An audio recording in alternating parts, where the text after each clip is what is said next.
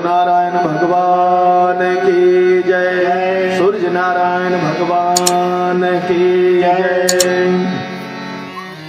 अब सूर्य वंश की कथा सुनाते हैं। पहले सूर्य वंश आया है जिसमें राम जी आए हैं। उसके बाद चंद्र वंश की कथा है, उसमें श्री कृष्ण भगवान आए हैं। तो आज हम पहले सूर्य वंश की कथा सुनाते हैं।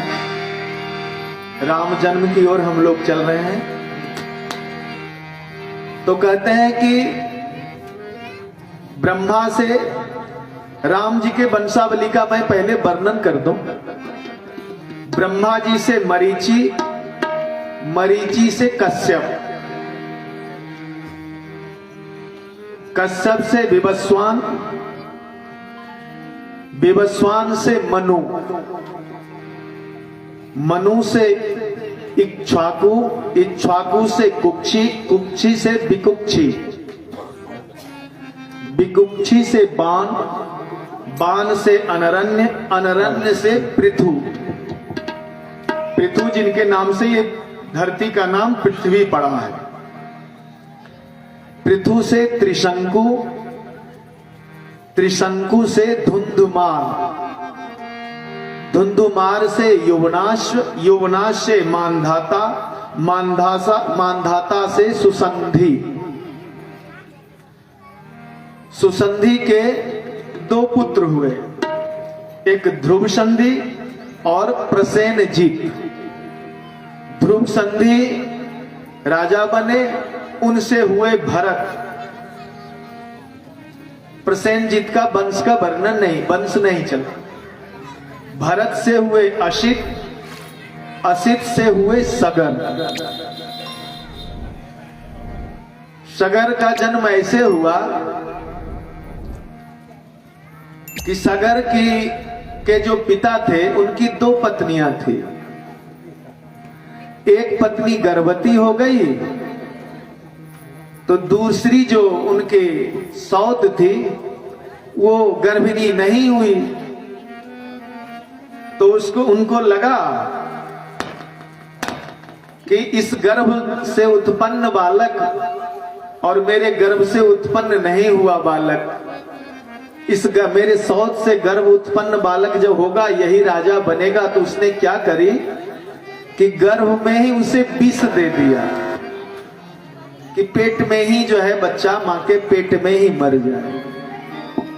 लेकिन भगवान को कुछ और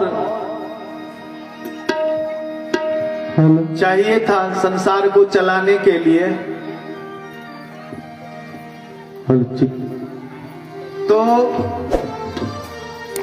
विष को संस्कृत में गर कहते हैं और गर खा करके, विष खा करके वो जन्म लिया तो उसका नाम जो है सगर रखा गया। सगर के ही वंश में जो है भागीरथ आदि गंगा को लेके आए। तो सगर से असमंजस, असमंजस से अंशुमान, अंशुमान से दिलीप,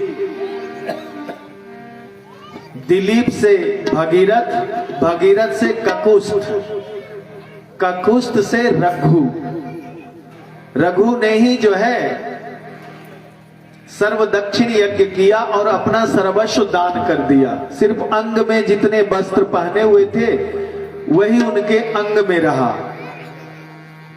और ऐसा दानी होने के कारण प्रजा में उनकी बहुत कीर्ति फैली, बहुत यश कीर्ति उनकी फैली।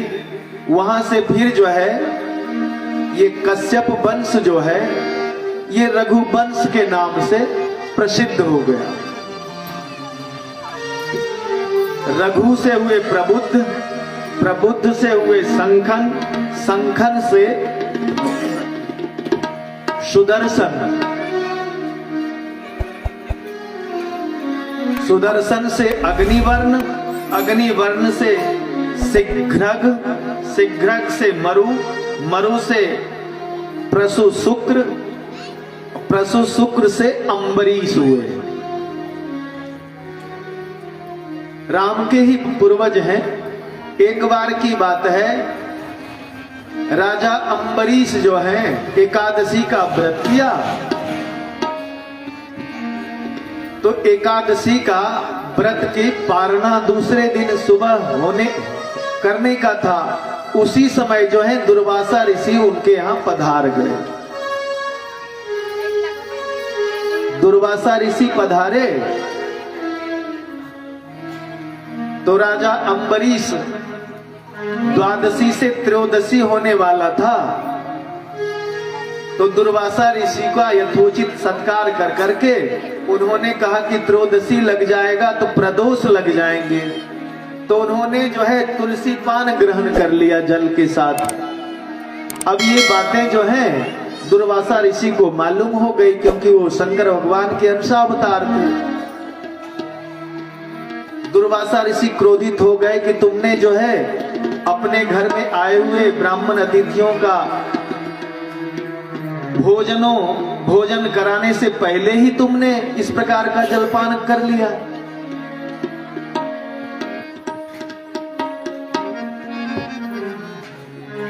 राजा अम्बरीश ने अनुनय विनय किया कि प्रभु ऐसी ऐसी बात है, प्रदोष काल चालू हो जाता था, इसलिए मैंने जो है इस व्रत का पालना कर लिया। आपका तो यथोचित सत्कार मैं कर ही रहा हूं, आप क्रोधित ना हो। लेकिन दुर्वासा ऋषि शाप देने के लिए उद्यत हुए ही थे कि भगवान नारायण का सुदर्शन चक्र जो है राजा अम्बरीश की सुरक्षा करने लगा। और वो जो है भगवान की आज्ञा से वो सुदर्शन चक्र जो है दुर्वासा ऋषि के पीछे लग गया। अब दुर्वासा ऋषि आगे आगे, सुदर्शन पीछे पीछे। ब्रह्मा के पास गए, विष्णु के पास गए, शिव के पास गए, कोई नहीं रोका। मैं नहीं रोक सकता ये इस नारायणास्त्र को, सुदर्शन चक्र को। सब जगह से वो लौट करके आए तो नारायण ने ही कहा कि जिसको आप साप देना चाह रहे थे, अपने साप से भस्म करना चाहते थे, आप उन्हीं की शरण में जाइए। राजा अम्बरीश कहेंगे तो ही ये सुदर्शन चक्र आपका जान छोड़ेगा। तो अंततः जो है दुर्वासा ऋषि राजा अम्बरीश के पास आए और उन्होंने जो है सुदर्शन चक्र को शांत करने का आग्रह किया। राजा अम्बरीश के अनुनय विनय प्रार्थना से जो है सुदर्शन चक्र शांत हुआ। तो ये उन्हीं के राम जी के ही वंशज हैं अम्बरीश। अम्बरीश से हुए नहुष, नहुष से ययाति, ययाति से नाभाग, नाभाग से अज, अज से दशरथ।